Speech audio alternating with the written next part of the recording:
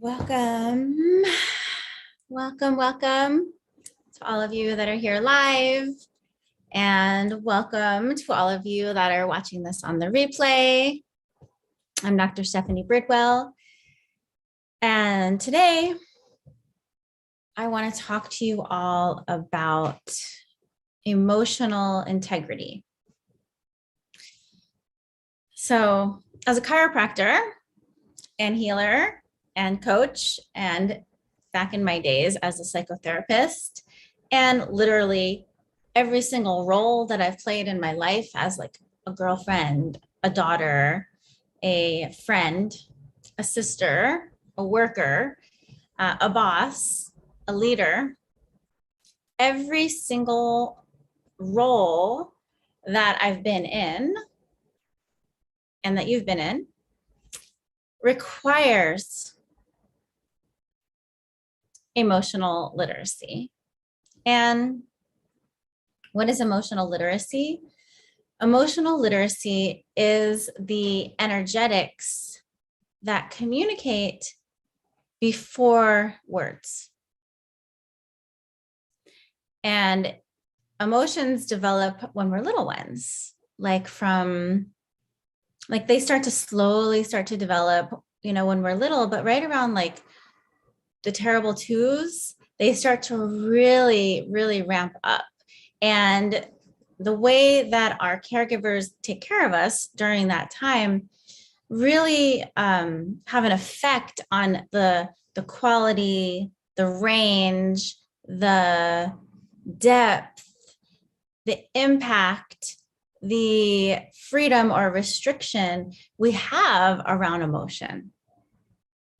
And the more that our emotions were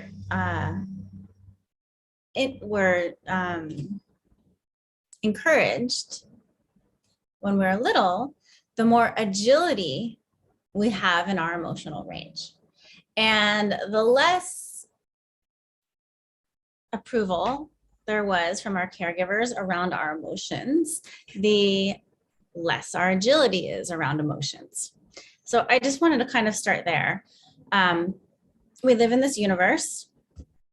This universe is our home. And we take the universe home into our bodies every day.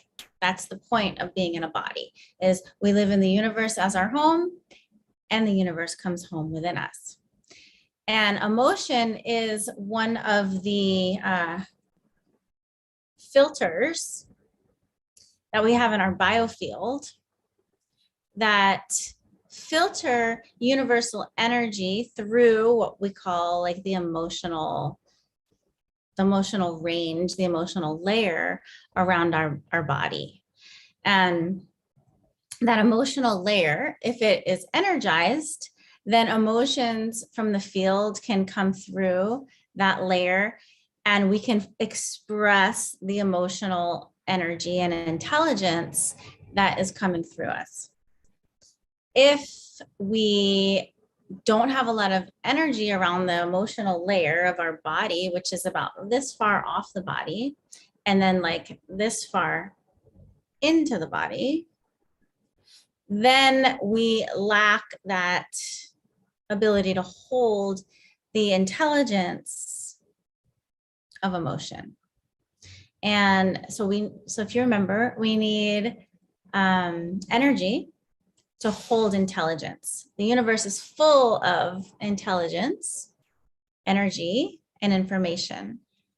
The energy is the waves, and the intelligence is what rides on those waves. So we need energy to allow the information of the universe to come through us, and we need energy for the information of our internal universe to come back out. So emotion. One of the biggest barriers to emotion is our identification with an emotion. So we basically make an emotion be our identity. And that is a product of not having enough emotional range around 2.5, 3, 4, 5, 6, 7 years old. So if you had a parent that told you, not to cry, to use your words, to not express themselves through sound or movement or behavior, then your emotional bandwidth is just naturally less than most people. And that will set you up for later in life needing to create an identity to feel, not even to feel, but to ground the emotion rather than experience the emotion. And the very word emotion means energy in motion. So if we really just look at that, anytime there's energy moving through our body, that is emotion. That's what emotion is. It's not like the words like sad or mad or jealous or exuberant or adored or joyous or soulful or cranky. All of those are words, and each one of those words, the more that they are said in the culture, create like a archetype around the word, that every time you say that word, it has a certain energetic frequency that is associated with it that we expect. That's really different than the heat, the sensation, the movement, the behavior, the of emotion. So it's really different. And so when we say, and also there's a lot of hang up in the culture around like, oh, I'm too emotional, or I don't have emotions at all. So it's definitely like emotion is a source of pain in our culture. And in my office, I have forms that people fill out. And one of the forms is around what is your emotional, what kind of emotions have affected you in your life? And there's a group of people that leave that section entirely blank. It just says 0, 0, 0, 0, meaning you've never had an emotional experience in your life. You don't have any emotional pain, any emotional trauma, and you're just totally cut off from your emotion. And you don't even want to admit that you've ever had any emotions. Then there's another group of people that are like a 5, 5, 5, 5, 5. Everything was emotionally traumatic. And then there's like not that many people in the middle. So I find that really interesting. And so emotions are natural. And when we let them come out naturally, then they do their work. And when we bind them because they don't come through naturally, then they can't do their work and they stay stuck as charge in your body. And when they can move through, we discharge them from our bodies. And so if we are depleted in the energy required to move the information of emotion through our body, then we may say, I am sad. So feel that for just a moment. I am sad. What does that feel like? Does that feel energizing? Does that feel limiting? Does that feel stuck somewhere? What does that feel like? And now, what about saying, I experience sad? What's that like? I experience sad. It feels like a bigger breath of fresh air, right? I am sad. I experience sad. And what about we experience sad? Sad is a collective experience. What does that feel like?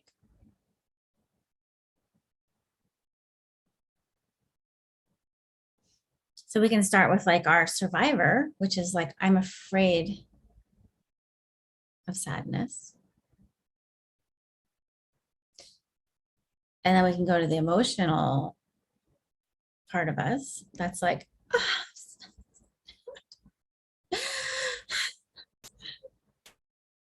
and then we can go to the mind, who's like, I am sad. And then we can go to the upper mind, who's like, I experience sad. And then we can go to the soul, which is, we all experience sadness. And then we can go to the universe as a whole. And then we see that we're all connected to the threads of sadness. They're all around us. And the thing is they don't belong to us. So like, you don't have sadness. It's not yours. From a higher perspective, from a higher dimension of like the universe, sadness is a universal experience that we all have access to. And it like comes through us and goes back out. It comes through us and goes back out. It comes through us and goes back out. It comes from our body and goes back out. Comes out of our body, comes back out. Comes from our lineage and our past and everything. And it moves through our body because our body is its own universe and the field is its own universe. And when we identify with it, we stop the emotion and we create a lot of pain. So like, I am sad, I am mad, I am jealous. It's like, no, you're not. You aren't. That isn't you. I am Stephanie and I experience jealousy. And we experience jealousy. And jealousy is a universal experience that we all have an opportunity to feel. Do you see the difference? And can you feel what happens in your body and what happens with you energetically when you start to loosen up the association that jealousy is you? That's what you are.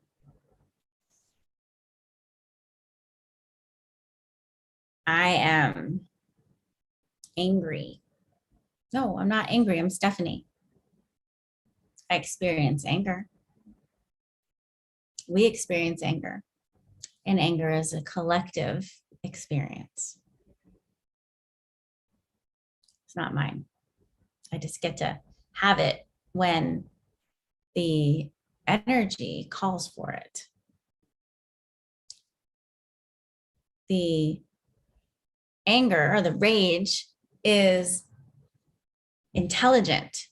And it's like saying, create boundaries.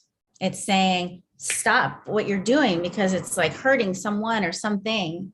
It has intelligence. So the energy carries an intelligence. And if we don't let the energy come through, the intelligence won't come through. Does that make sense? And so a lot of times, like I've worked with a lot of women who have been raped, and part of it is like not listening, because like there was like already like a knowing within that something wasn't right, and they overrode it and overrode it and overrode it and overrode it. But they knew, they felt it. It was an emotional, energetic experience with the intelligence saying, run. Don't trust this person. Leave immediately. Stop this relationship. Don't go into that dark alley. Don't do it. We're built with like survival instinct in that way. And when we shrink our range of emotional adaptability, we also lose our ability to hear those subtle cues that are saying, don't go there. So anytime you identify with an emotion as yours, as you're making it an identity or a role, and you're not allowing the emotional energetic to move through so that the intelligence that rides on that emotion can do its job. And then it's stagnant. And then you wonder why your relationships aren't passionate, because it takes emotional energy to feel and experience passion. When emotions go up to the mind, you're experiencing like the story of passion, or the thoughts of passion, or the identity of passion, or the role of passion, but you aren't experiencing passion. Raw, expressed passion. And how many relationships dissolve because they're missing passion? And I'll talk more about it as I move on in this talk.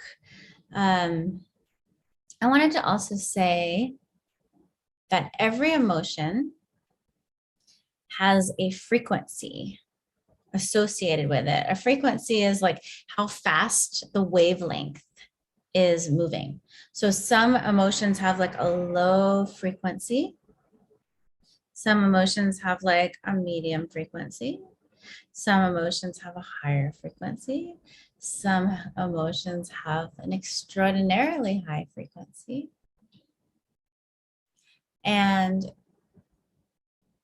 as your emotional literacy opens more, you'll start to feel like you can feel it as a frequency. And that will help you to, like if you are someone who didn't have that approval for your emotions as a child, then you're learning as an adult. You're learning right now on this call with me. You know, you're learning as we work together. And you're learning to start to pay attention to like the frequency of like where it kind of like lands in the field and where it kind of lands in your body. So like if I said rate from 0 to 100, the frequency of a certain emotion, and the frequency of like celebration. What is the frequency of celebration? Celebration is way up there. It's probably like a 97. It's probably 87. Celebration to me is like an 87. Like running through the ribbon at the Boston Marathon and that victory. Like victory is like way up there, like a 100. I would say like feeling victorious, that moment of like full victoriousness is like 100. Or like the rapture, like something just came through me, and it's just this rapture that has like no mind. Like having sex, like the most incredible orgasm where you just forget everything and you're just like woof, taken to the divine. Like that would be like the top of the scale. Yeah. And then like the bottom of the scale would be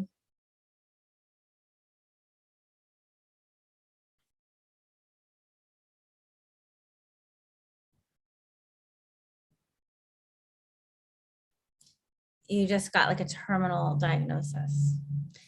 I was thinking like your last breaths, but actually most people's last breaths are pretty euphoric. It's like they've come to terms, you know, in a lot of ways, you know, unless it's an acute or traumatic death. Then I haven't been with someone like that, but I've been with people that have left their bodies slowly. And by the end, like it's pretty euphoric. And, but getting a terminal diagnosis is very low, right? So like And I'll tell you what, if you feel that, if you could feel like, whoa, and let it move through you and out of your body, you may actually beat that cancer diagnosis. But if you get the cancer diagnosis and you feel it up here, like a 70 frequency, like, oh my gosh, I'm gonna have to call on my spirit guides and my ascended masters. And I'm gonna really cure this cancer because I'm gonna love it to death. I'm just gonna love it so much. You're likely not going to beat the cancer because you're not matching the energetic frequency emotionally of the cancer. So for those of you that live way up there, cancer is here to disrupt your life so that you can whoa, hold the frequency at a lower frequency and match it and hold it and let your body know that you've got this, that you have it, that you can hold that much power.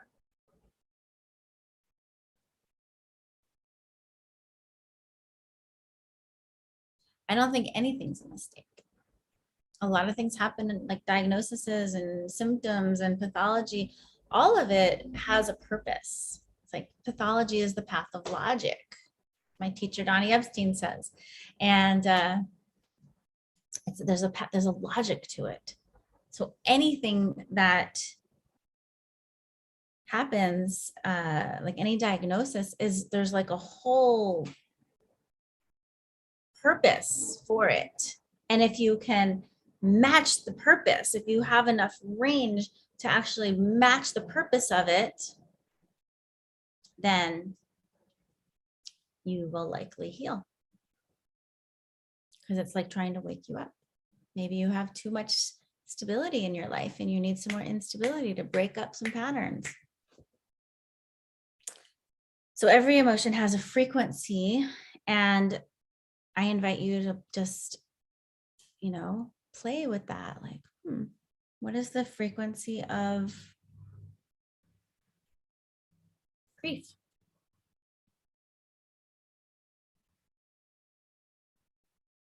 It's right around there, about 20.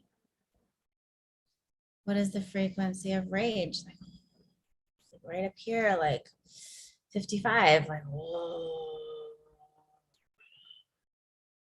What is the frequency of illumination? 92 for me. So you find what's your range. Where does it hit? Where does it hit? And can you hit different frequencies in your body? Play with that, especially if you like the high ones. You need to play with the lower ones. If you prefer the lower ones, you need to start playing with the higher ones, because the more you can stretch the accordion of your emotions, the more adaptable you are in the world and in your body. And I'll talk more about that in just a moment. So to have emotional adaptability, flexibility, literacy, you have to be in approval of discomfort, and you have to be in approval of disruption, because that's what emotion does. It's it creates a disruption in your homeostasis so that you can reorganize to a more complex level. And I think that in terms of masculine and feminine, the emotion is is biologically one of the feminine operating systems genius, meaning the feminine is proficient at the instability and the variety and the mysteriousness and the non-linear experiencing of emotion. And the masculine is proficient in linear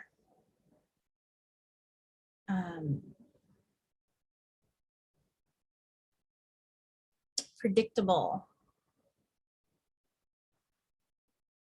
behaviors. And emotions are unpredictable. They just come. I always say emotions are like the weather.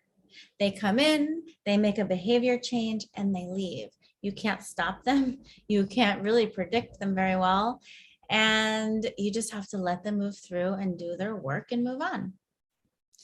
And so it really requires a trust in the feminine operating system, not the gender, but the feminine operating system, which allows like range of movement and range of like emotion, range, and because every emotion allows us to have a greater connection to the universe.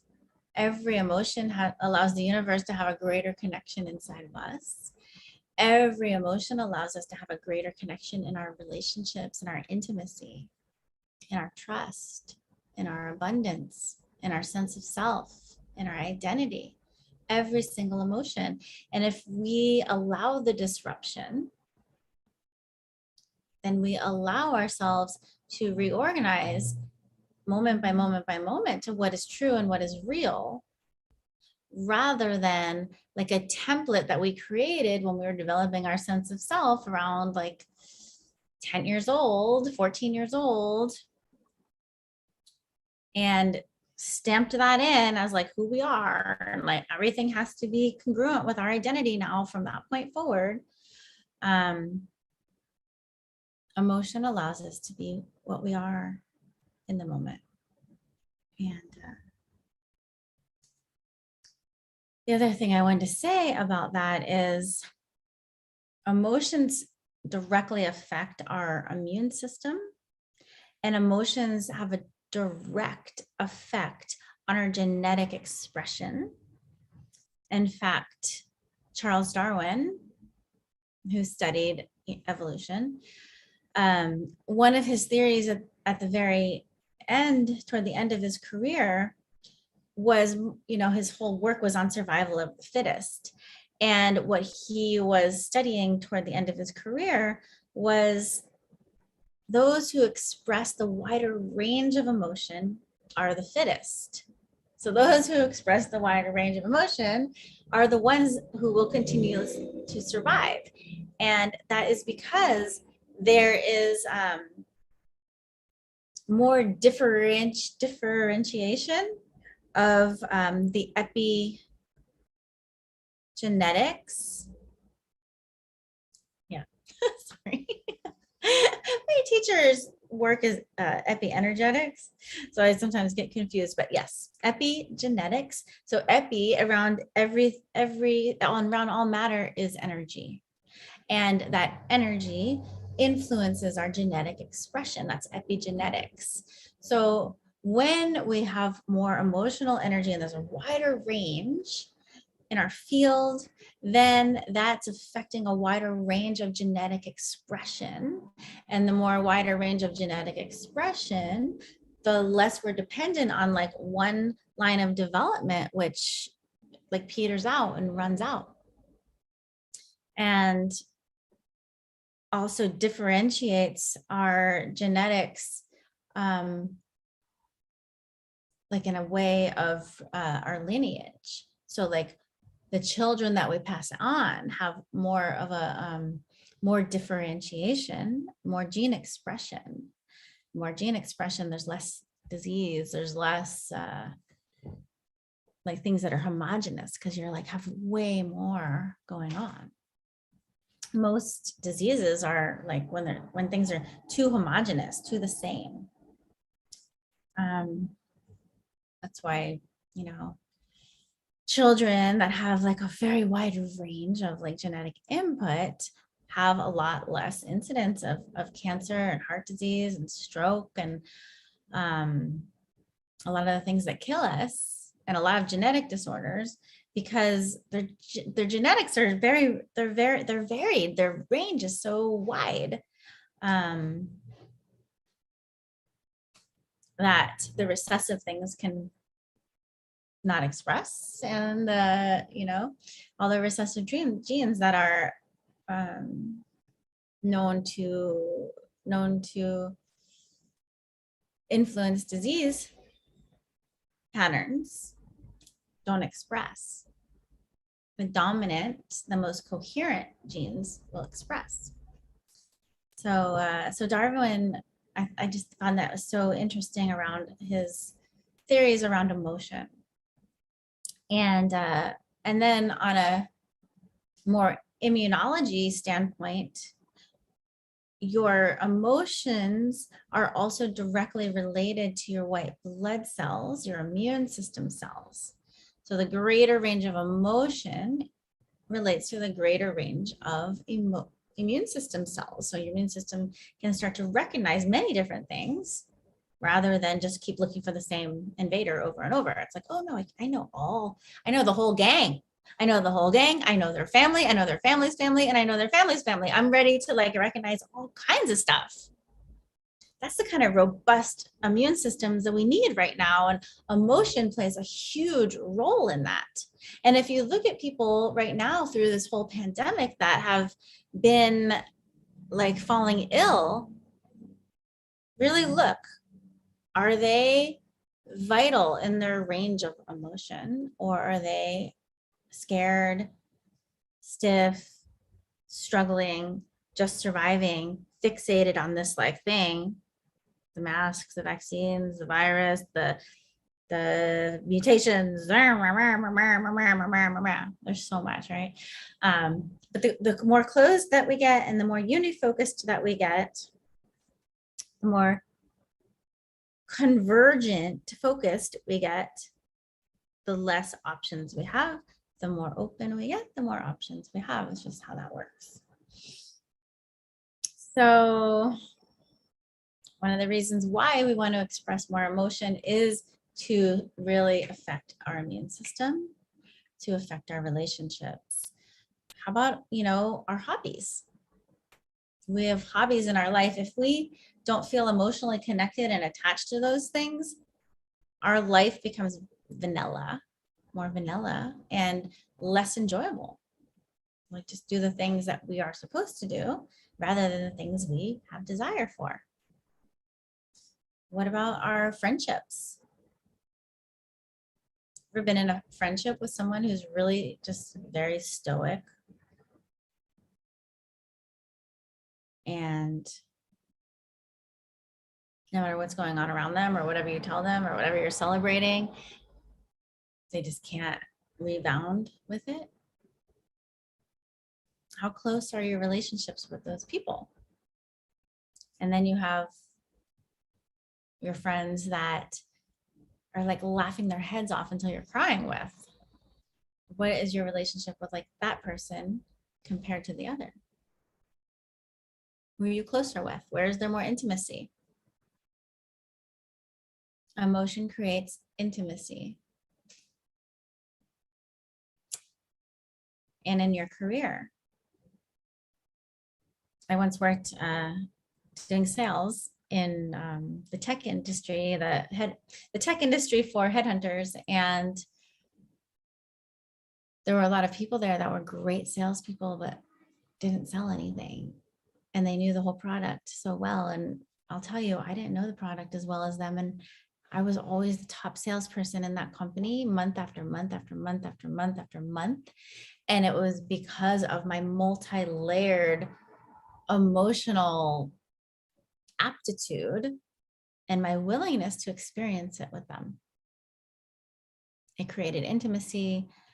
They wanted to know more about the product. They wanted to know more. They wanted to know how they could use it. And it was like boom, boom, boom, boom, boom, boom. It was alive. Emotions, as they move, they bring things to life.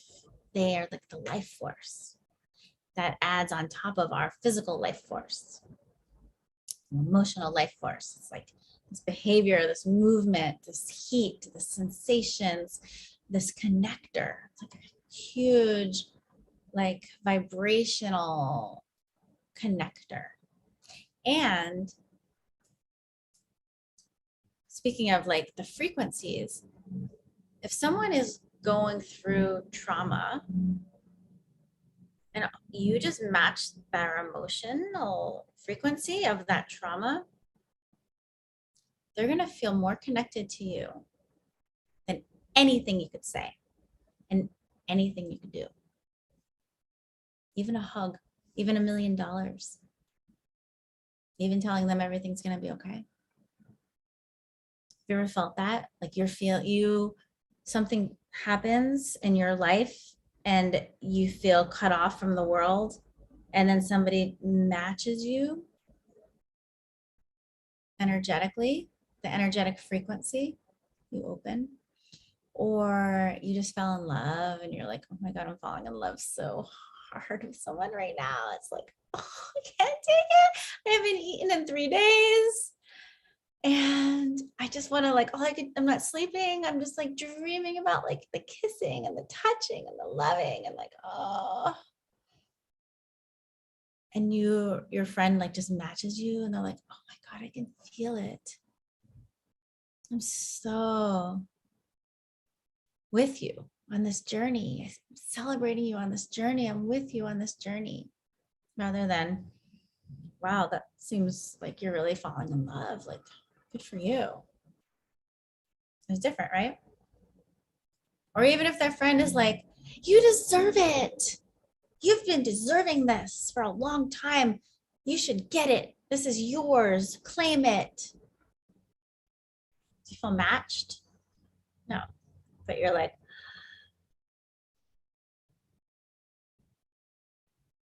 I can imagine how good it feels to be in this relationship. It's the frequency. So I want you to just feel that a lot and just notice yourself and notice others' frequency as they're emoting. And you'll be able to have rapport with every single aspect of your life, because the emotion is like the compass of rapport. And I want you to have that. I want you to be able to dial right in with like every single thing in your life that you want.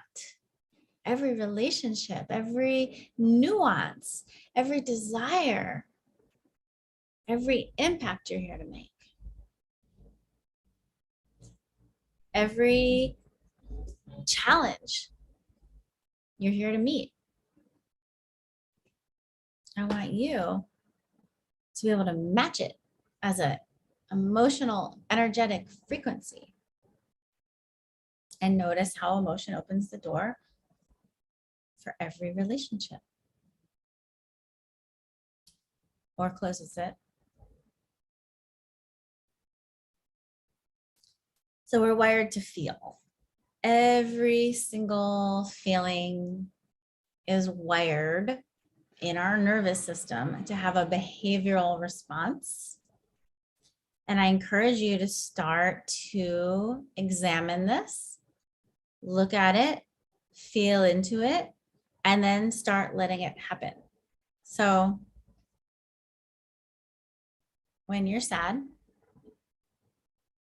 you're supposed to cry, or you're supposed to whine, or you're supposed to wail, or you're supposed to fall on the ground and like put your head in a pillow, or you're supposed to kick your legs, or you're supposed to hug your pillow, or you're supposed to go into fetal position.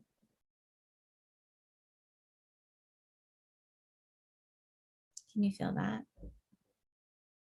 What do you feel right now?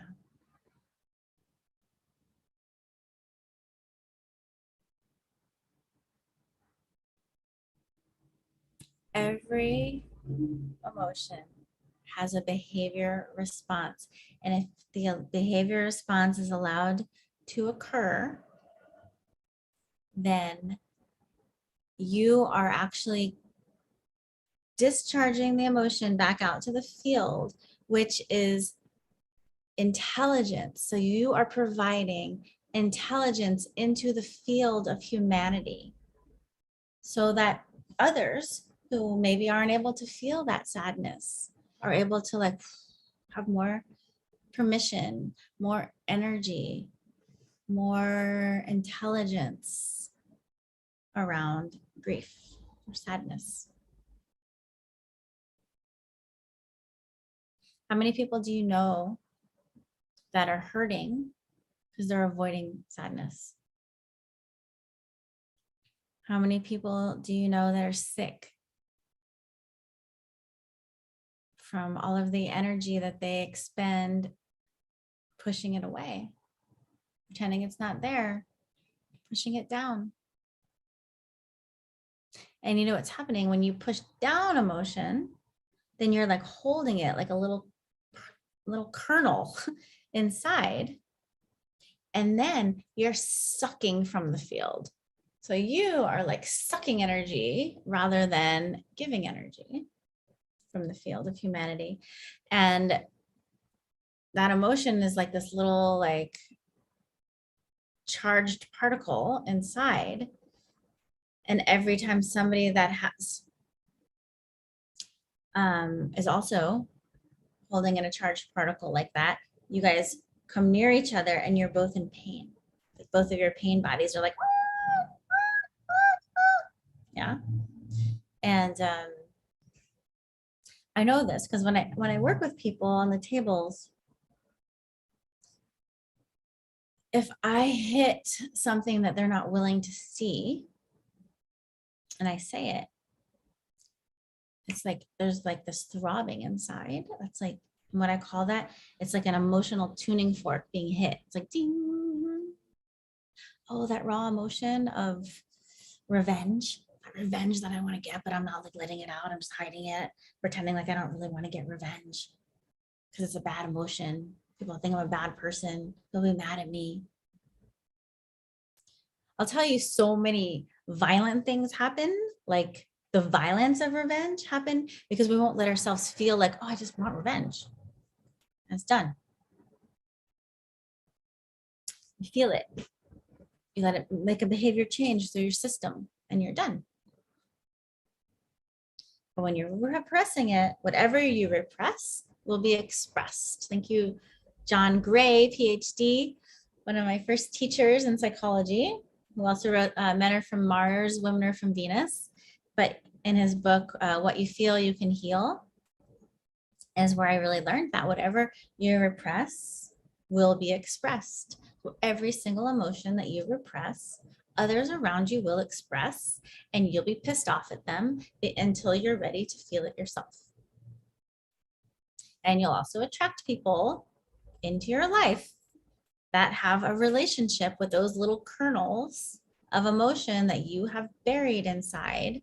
You're going to bring people into your life that either are congruent with, you both hold that same kernel. You're going to bring people in that have the opposite kernel, and you're going to have a lot of contrast with that person. And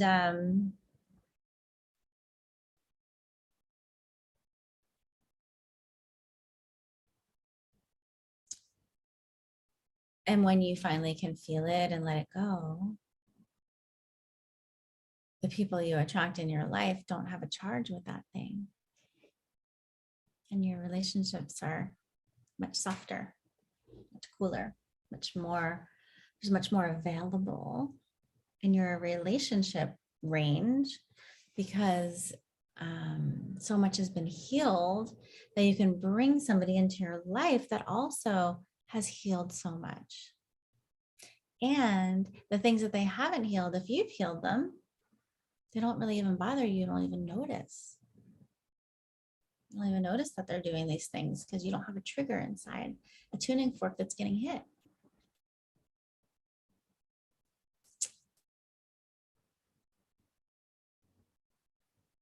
Emotions are a relationship with instability.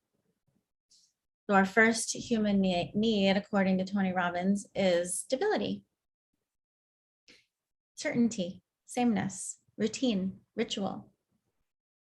When we have too much of that, there's not enough variety, which is the second human need. We need variety. We need things to be uncertain, to like stimulate the stability instability cycle. And you want that to always be in this like range that can go all the way up to like the edge of chaos, not in chaos, but to the edge of chaos where you're like, oh my God, Dr. Stephanie's holding that pen and it's like about to fall off of her hand and she's shaking her hand. Ah. Whoa, you paid attention, right? If I was just holding it like this, you wouldn't pay so much attention, right? Stability, stability, edge of chaos, chaos.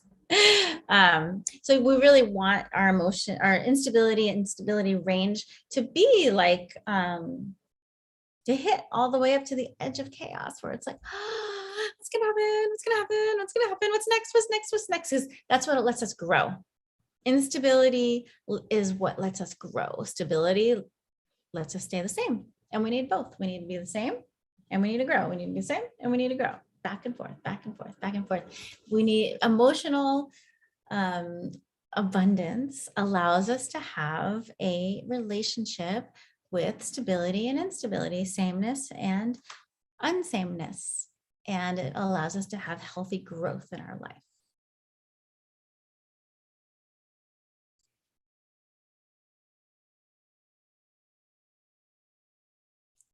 And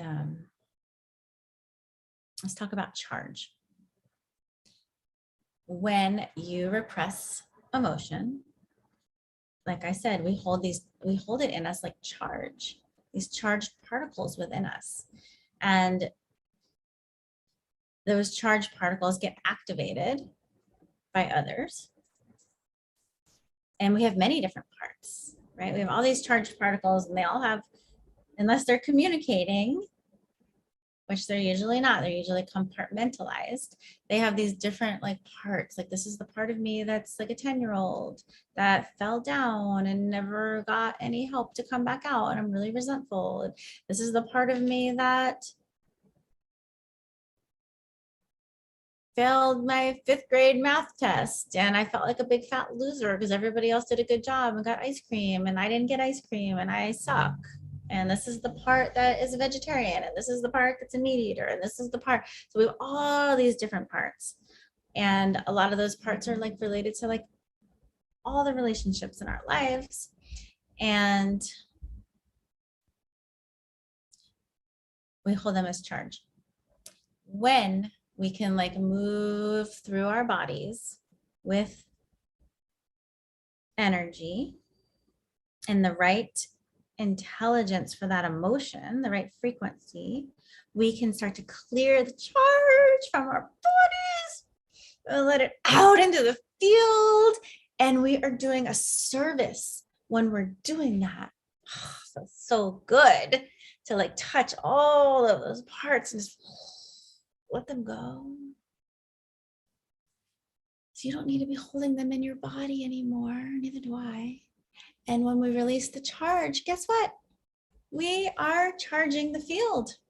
So everything that was in there that we couldn't be with, we're out there and we are adding equity to our field and to the field of humanity. So other people can start to feel stuff too. You're in charge of the charge. So when you can discharge, you are adding back to humanity.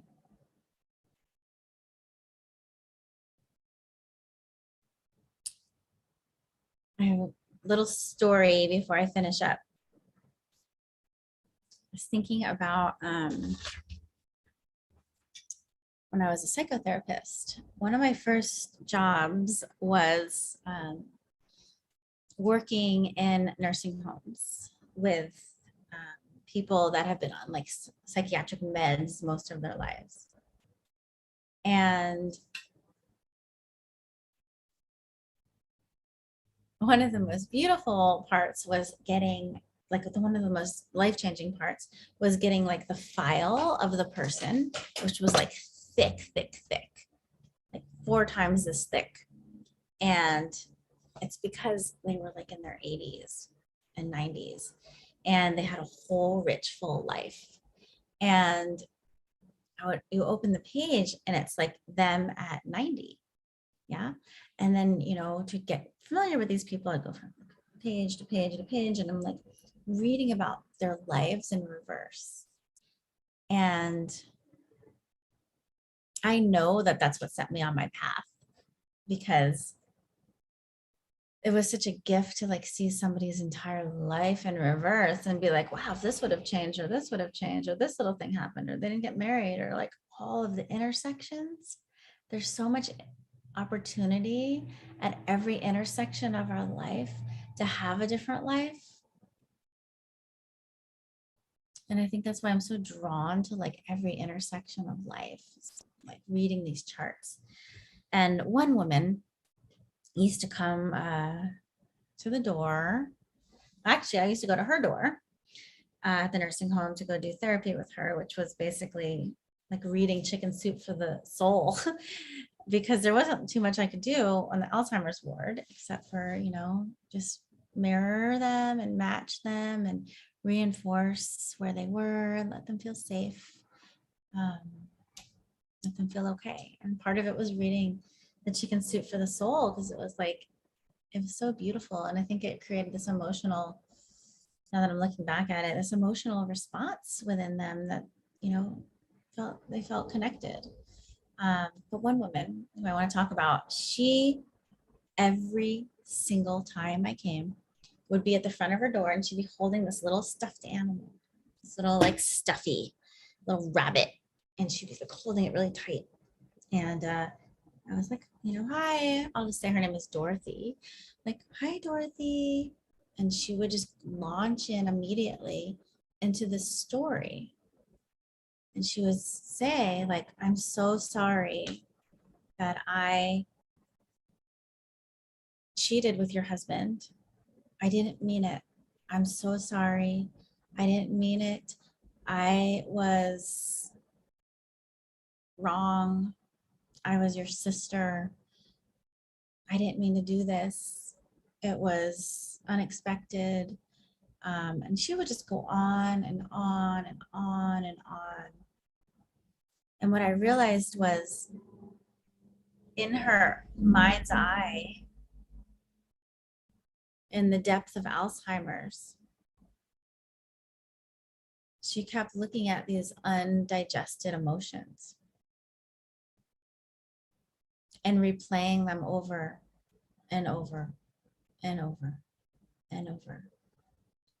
And I remember I was only 22 at that time.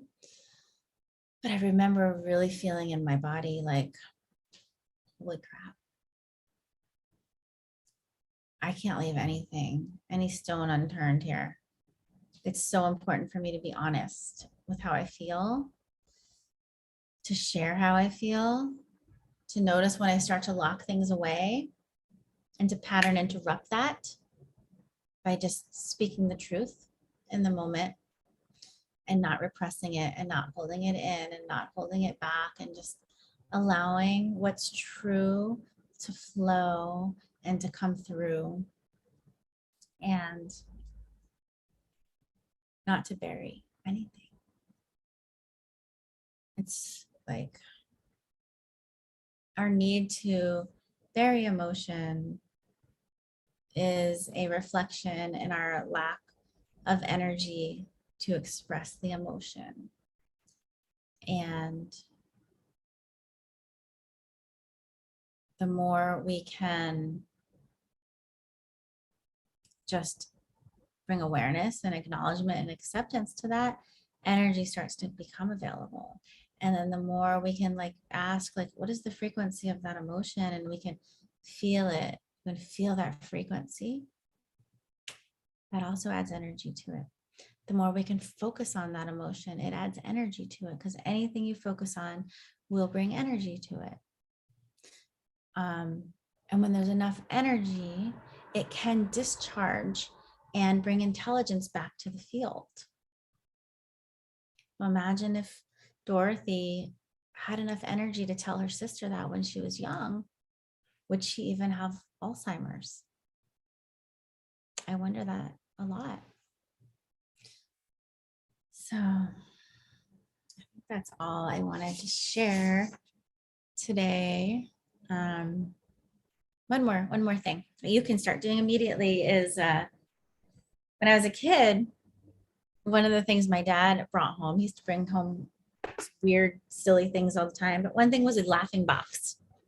You push a little button and starts laughing hysterically, and all these different laughs and all these different voices and all these different sounds. And laughter is the emotional intelligence moving. So if you like kind of feel like a novice at expressing emotion, like getting one of those laughing boxes would be like a really great first step. And you just put it on and you just let it take over you.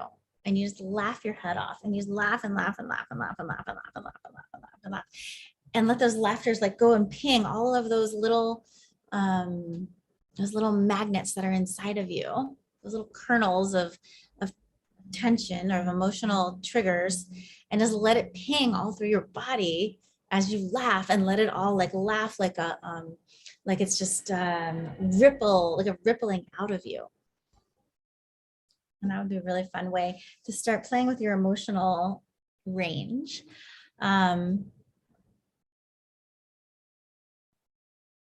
And then once you have enough, like that's step one, once you have enough emotional range, you can start just doing things like printing off like a list of emotions.